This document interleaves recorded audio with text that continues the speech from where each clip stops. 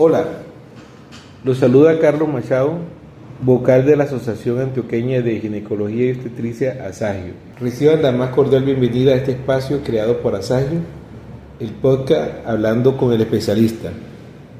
Este episodio llega a ustedes gracias al apoyo de nuestros aliados en este camino por la salud femenina: Sedimed, Aspen, Inteskin, Laboratorios de Chavarría, MCD, Promedco, Profamilia, La Prof, Bioreferencia, Uva Elixir, Exceltis, Farma de Colombia, Urohigiene Club, Bioclínicos, Novamed, Robson, Mesoesthetic, Jaimet. Este es nuestro episodio número 37. La doctora María del Mar Tamayo Calle, presidente de segundo año de Ginecología y Obstetricia de la Universidad Pontificia Bolivariana, ha preparado la revisión del artículo Vacunación profiláctica adyuvante contra el virus del papiloma humano para la prevención de las lesiones recurrentes de neoplasia interepitelioide cervical de alto grado en mujeres sometidas a tratamiento quirúrgico de lesiones, VACIN. Un ensayo multicéntrico, aleatorizado, controlado, con placebo de fase 4 en los Países Bajos, publicado en la revista Lancet en septiembre de este año, volumen 1. Doctora María del Mar, ¿cómo se encuentra en el día de hoy? Muy bien, doctor Machado, muchas gracias. Muy feliz de compartir este espacio académico en ASAGIO que nos enriquece y nos mantiene a la vanguardia a todos los profesionales en el campo. En esta ocasión hablaremos de un artículo del campo de la ginecología oncológica, un área que me apasiona y disfruto bastante.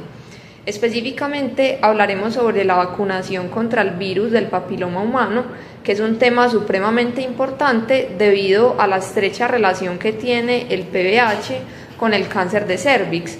Por lo tanto, considero que es indispensable que todos los médicos y especialmente los ginecólogos conozcan el impacto que tiene la vacunación en la prevención del cáncer de cérvix y sobre todo qué grupos poblacionales en específico se benefician más de esta intervención. Doctora, ¿quién es el autor principal del estudio y cuáles son sus filiaciones académicas? El autor principal es Ralph O. van der Laar, quien es un médico ginecólogo que trabaja en el Erasmus Medical Center, especializado en oncología ginecológica. Este centro, su lugar de trabajo, es un hospital universitario con sede en Rotterdam, en los Países Bajos, afiliado a la Universidad Erasmus y sede de su Facultad de Medicina. Ocupa el primer puesto entre las principales instituciones europeas en medicina clínica y el 20º a nivel mundial.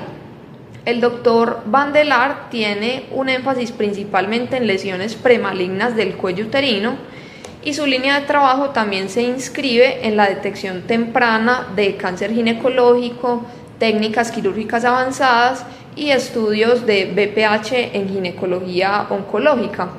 Además, el doctor es investigador en el Departamento de Oncología Ginecológica del Erasmus Medical Center y su trabajo tiene alto impacto potencial en la salud pública para reducir las recurrencias de displasia cervical, evitar tratamientos más invasivos y mejorar la eficacia de la vacunación.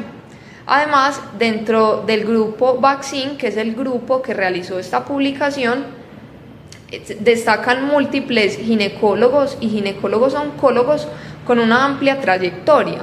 Se incluyen investigadores senior en oncología ginecológica afiliados a distintas instituciones neerlandesas, lo cual denota el carácter multicéntrico de este estudio.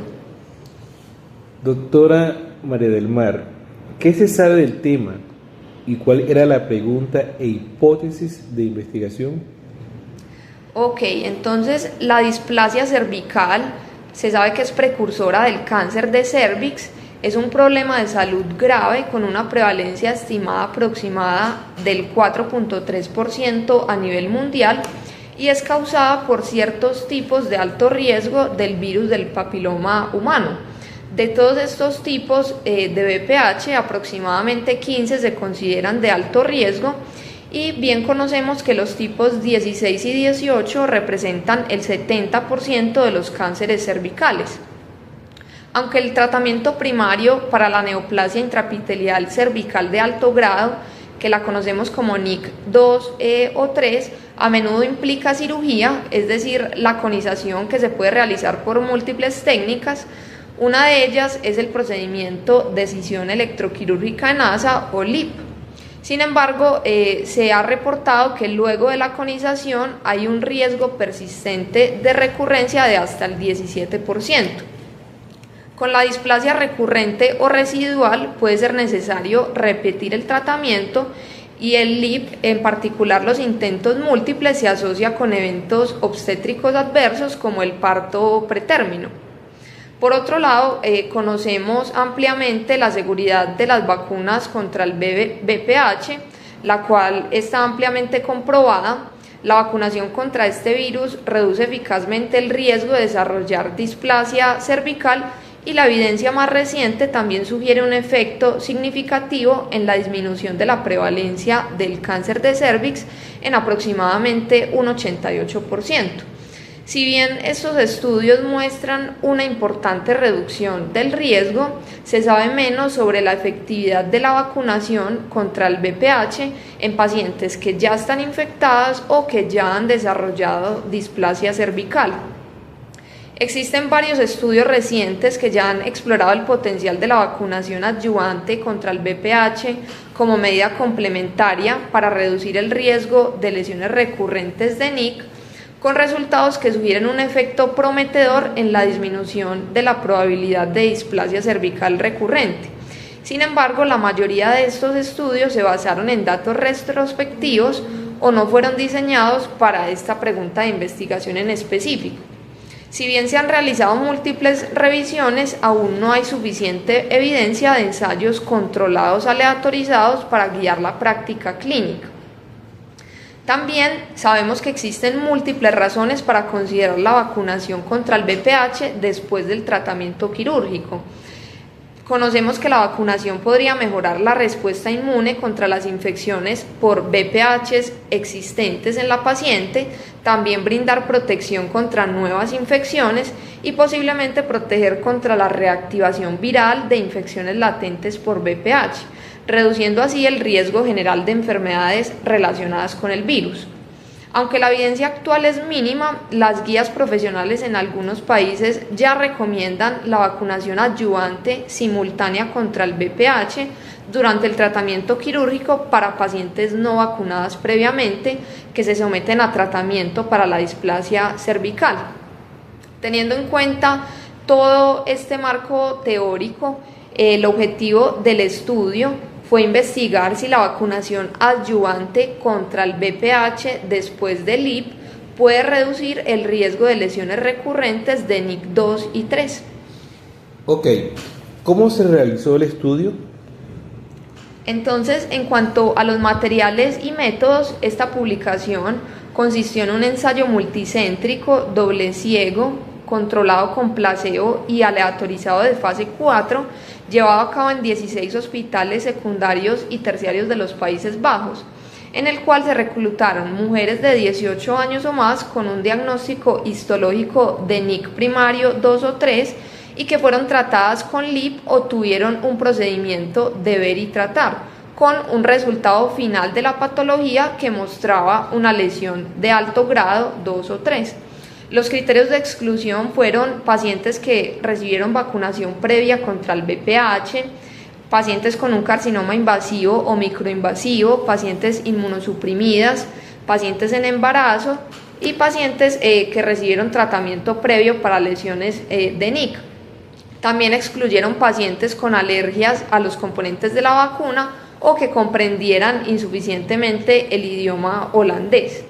Les pidieron a las participantes que utilizaran anticonceptivos confiables durante el periodo de vacunación, es decir, durante 6 meses, y en caso de presentarse un embarazo, las participantes fueron suspendidas de participar en el estudio porque bien conocemos que no se recomienda la vacunación contra el VPH durante el embarazo. Las participantes fueron asignadas aleatoriamente uno a uno mediante un sistema basado en la web a vacuna nonavalente contra el VPH o placebo, que era la solución salina normal, y cada grupo consistió en 3 inyecciones intramusculares administradas en el reclutamiento, otra inyección a los 2 meses y la tercera inyección a los 6 meses. Se utilizaron jeringas idénticas en ambos grupos, recubiertas con cinta adhesiva para enmascarar la intervención, y tanto los médicos como los participantes fueron enmascarados a la asignación del tratamiento durante todo el proceso del estudio. En cuanto a la intervención, se programó que la primera vacunación fuera administrada por una enfermera de investigación el día del tratamiento con LIP, pero podría aceptarse hasta 4 semanas después del LIP, cuando fuera un caso de ver y tratar, y la patología posteriormente confirmara la lesión de alto grado. 2 semanas después de cada vacunación, la participante tenía una cita telefónica con una enfermera de investigación o su médico tratante para determinar los efectos secundarios o eventos adversos. Todos los participantes recibieron atención de acuerdo a las guías holandesas para la displasia cervical. La revisión patológica fue realizada por un patólogo local, quien no tuvo conocimiento de la asignación aleatoria. Lo que plantearon los investigadores fue realizar un cotest, es decir, test de ADN, VPH y citología, tanto a los 6 como a los 24 meses después del tratamiento con LIP. En cuanto a la prueba de VPH, se utilizaron diferentes pruebas, muchas de las cuales no incluían tipificación.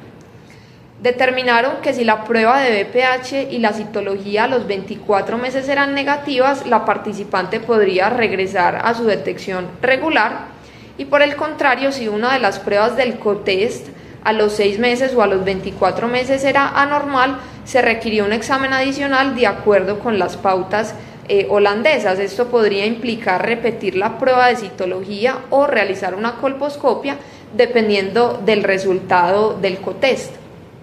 A los 24 meses, una citología normal y el test de VPH negativo se consideró un indicador de ausencia de neoplasia intraepitelial cervical, pero si a los 24 meses la paciente tenía cualquier alteración en la citología o el test de VPH positivo, debía someterse a una colposcopia con biopsia. Las participantes tenían la opción de continuar con la vacunación enmascarada si la revisión de la biopsia final revelaba un adenocarcinoma in situ o un carcinoma inesperado.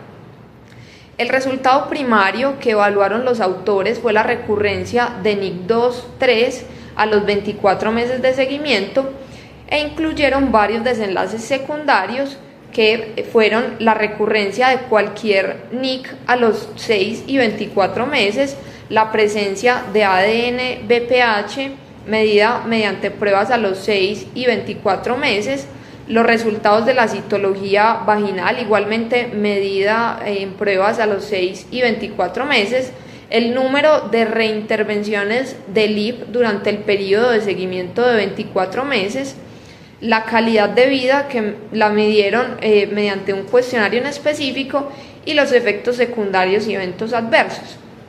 Finalmente, el efecto del tratamiento se estimó como un riesgo relativo con un intervalo de confianza del 95% en el grupo por intención de tratar, que comprendía a todas las participantes que fueron asignadas aleatoriamente y recibieron al menos una vacuna.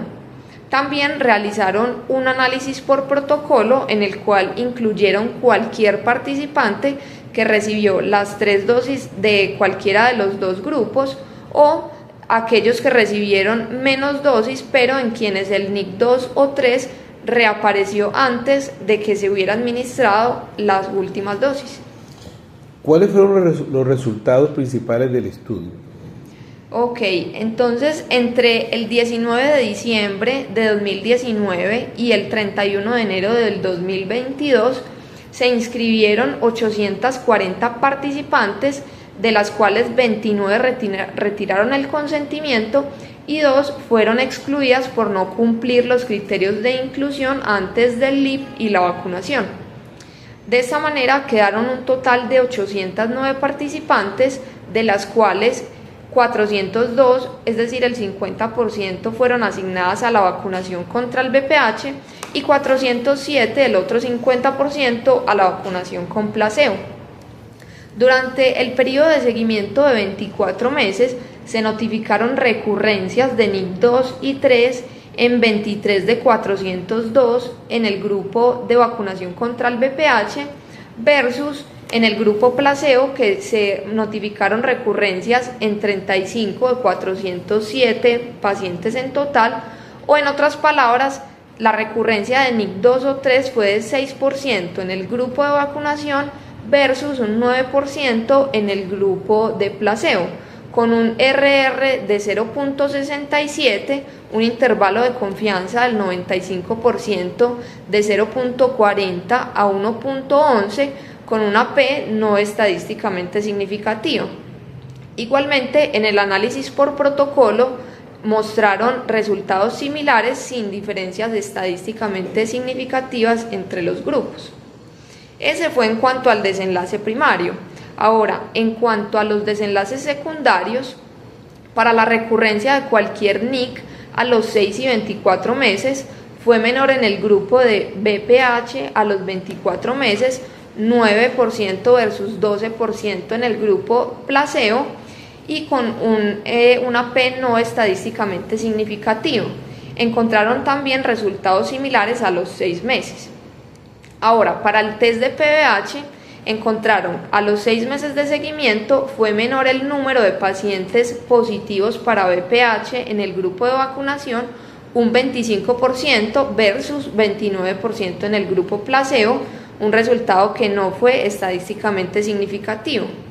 Igualmente, a los 24 meses fue menor el porcentaje de pruebas positivas de VPH en el grupo de vacunación, un 32% versus 36% en el grupo placebo, y tampoco fue estadísticamente significativo. Con respecto a los resultados de la citología vaginal, a los 6 meses, en el grupo vacunado contra el VPH, una mayor proporción presentó citología normal, 84% versus 80% en el grupo placebo, y a los 24 meses fue mayor también el porcentaje de pacientes con citología normal en el grupo de vacunación, un 77% frente a un 73%, pero tampoco fue un resultado con significancia estadística. Con respecto al número de reintervenciones de LIP durante el periodo de seguimiento de 24 meses, se reportaron 65 procedimientos adicionales, incluidos 7 participantes que tuvieron un tercer LIP, y el número de LIP adicionales fue un poco menor en el grupo de VPH, 6% versus 9% en el grupo placebo, pero no fue un resultado estadísticamente significativo. Ahora, con respecto a la calidad de vida que se midió mediante el cuestionario Eurocol, no hubo diferencias entre ambos grupos. Presentaron puntajes promedios similares, 0.89 y 0.88 en la escala para el grupo de vacunación y placebo respectivamente, indicando con valores cercanos a 1 que no se afectaba de manera importante la calidad de vida en ninguno de los grupos. Y finalmente, en cuanto a los efectos secundarios y eventos adversos, no se notificaron eventos adversos graves relacionados con la vacuna. Se encontraron que 2 participantes interrumpieron la vacunación debido a presuntos efectos secundarios. De estas 2 participantes, una en el grupo placebo lo interrumpió por una erupción cutánea después de la segunda vacunación, y la otra participante en el grupo de la vacuna interrumpió después de un dolor local en el lugar de la inyección. Los 2 efectos adversos que fueron más comunes en el grupo de la vacunación con respecto al placebo y con diferencias estadísticamente significativas fueron, en primer lugar, el enrojecimiento y en segundo lugar, el dolor en el lugar de la inyección. Y los autores encontraron que para los otros efectos adversos como fiebre, cefalea y fatiga no hubo diferencias entre ambos grupos. Muy bien. ¿Cuáles son las conclusiones de los autores? De esta manera, los autores concluyen que no se demostró superioridad de la vacunación adyuvante contra el VPH después del tratamiento quirúrgico con LIP comparado con placebo en cuanto a la recurrencia de NIC 2 o 3. La vacunación adyuvante contra el VPH después del tratamiento debe administrarse exclusivamente en el contexto de ensayos clínicos para estudiar aquellos subgrupos que podrían beneficiarse. Ok, ¿qué debilidades tiene este estudio? Los autores nos reportan algunas limitaciones del estudio Vaccine y fueron principalmente que las pruebas de VPH utilizadas no estaban estandarizadas ni protocolizadas y la tipificación del virus no era obligatorio. Por lo tanto, hay una limitación para el análisis del efecto de la vacuna para los tipos de VPH que cubre. Bien conocemos que la positividad del VPH es el predictor más valioso de recurrencia, pero el segundo mejor predictor son los márgenes del LIP. Por esto, otra limitación del estudio es que la evaluación de los márgenes del LIP no es obligatoria para la revisión por el patólogo en los Países Bajos, ya que ellos consideran, según sus guías holandesas, que esto no tiene consecuencias clínicas. No se realiza una resección adicional de forma rutinaria cuando los márgenes son positivos después del LIP. El número de márgenes de LIP no informados en el estudio fue del 83%, un porcentaje considerable, y no se realizó ningún análisis estadístico con esta cantidad de datos no informados. Doctora María del Mar, ¿qué opinas sobre los cambios que puede traer estos resultados en nuestra práctica clínica? Es muy importante este ensayo clínico, ya que hasta donde sabemos este es el mayor ensayo clínico doble ciego controlado con placebo que trata sobre la vacunación profiláctica contra el VPH en pacientes tratadas por lesiones de alto grado, es decir, NIC 2 o 3. Si bien estudios previos, incluyendo metaanálisis y estudios observacionales, han demostrado que la vacunación adyuvante contra el VPH reduce la recurrencia de la displasia cervical después del tratamiento quirúrgico, este ensayo clínico sugiere que la vacunación adyuvante contra el VPH no es eficaz para reducir la recurrencia de lesiones de alto grado, lo que contradice las conclusiones de trabajos previos que sí han encontrado que la vacunación es eficaz para reducir la recurrencia en este contexto de pacientes tratadas quirúrgicamente.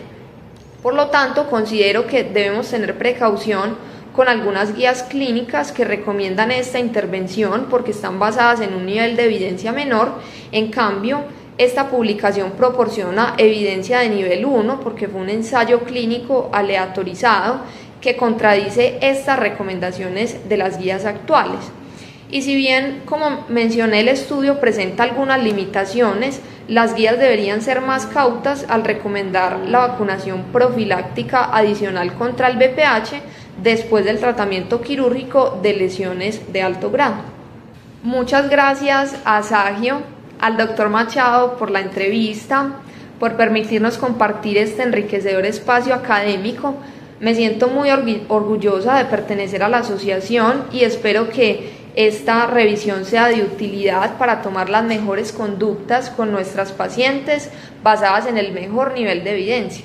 Les deseo un feliz día para todos y de nuevo muchísimas gracias.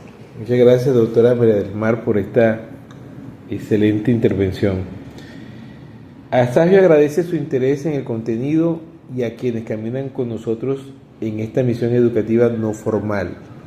Sedimed, Aspen, Intiskin, Laboratorio Echevarría, MCD, Promedco, Profamilia, La Prof, Bioreferencia, Uva Elixir, Celtis, Farma de Colombia, Urogine Club, Bioclínicos, Novamed, Robson, Mesoesthetic, Jaime. Los invitamos a acompañarnos cada cuarto jueves del mes en un nuevo episodio de nuestro podcast Hablando con el Especialista, dirigido a profesionales de la salud de distintas áreas.